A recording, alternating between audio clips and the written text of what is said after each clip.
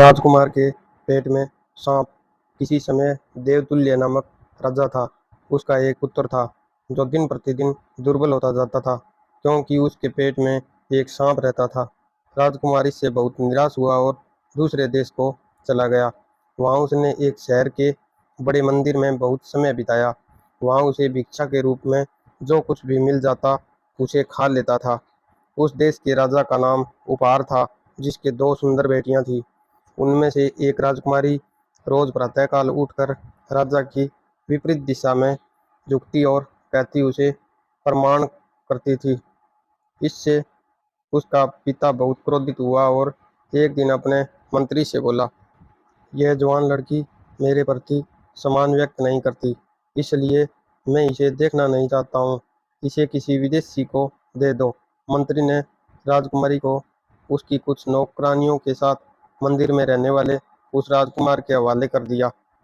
राजकुमारी ने खुशी खुशी उसे अपना पति मान लिया और उसे अपना देवता समझने लगी। वे किसी दूर देश में चले आए और एक तालाब के किनारे बने घर में रहने लगे।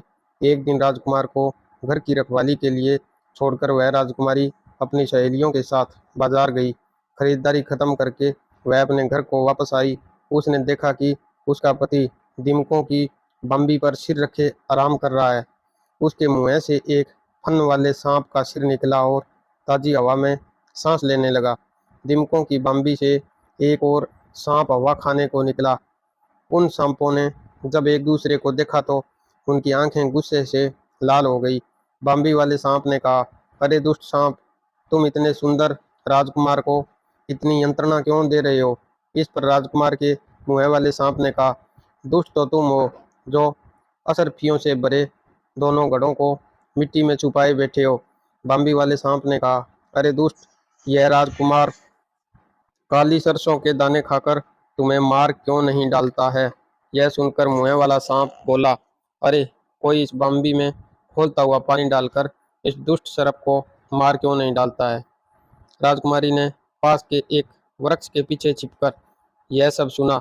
इसके बाद उसने थोड़ा काला सरसों अपने पति को खाने के लिए दिया और उस बम्बी में ढेर सारा गर्म पानी डाल दिया।